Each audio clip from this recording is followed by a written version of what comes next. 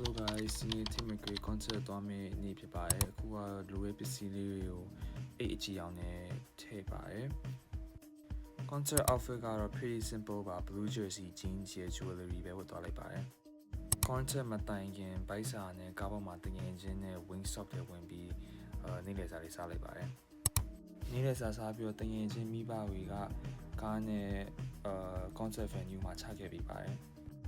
venue ရဲ့ရောက်ပြီးတော့ဖုန်းရ tickets တွေနဲ့ check in လုပ်ပြီးအထဲဝင်ပါတယ်အထဲမှာလူတွေတော်တော်များပါတယ် fan girls တွေပုံများရလို့တော့ပြောလို့ရပါတယ်သူတို့ဝတ်ထားတာတွေကလည်း very fashionable ကဲခုတော့ finally အထဲဝင်ပါပြီ Kia Forum မှာဆိုတော့ seats တွေကတော့တော်တော် comfortable ဖြစ်ပါတယ်ထိတ်မခွေးမလာခင် Zara Larson ဖျော်ဖြေခဲ့ပါတယ် she did really well 45မိနစ်စောင့်ပြီးနောက်ထိတ်မခွေးရောက်လာပါတယ်သူကအပြင်မှာအရန်ချောပြီး charismatic ကြပါတယ်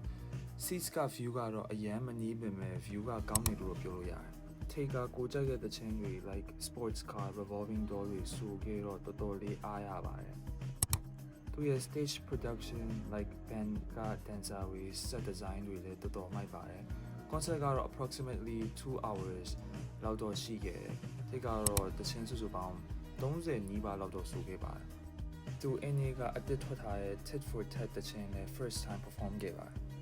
ကဲအခုတော့ concert ပြီးတော့ပါပြီ very unforgettable experience ပါ ticket တွေဝယ်လိုက်တာအရန် worth it ဖြစ်တယ်လို့ခံစားရပါတယ် concert ပြီးနောက်အပြင်မှာလူတွေတော်တော်များလို့တငယ်ချင်းနဲ့လူကြအောင်စောက်ပြီးအိမ်ပြန်ပါတယ်ဒီ concert vlog လေးကိုကြည့်ပြီးတော့ thank you ပါ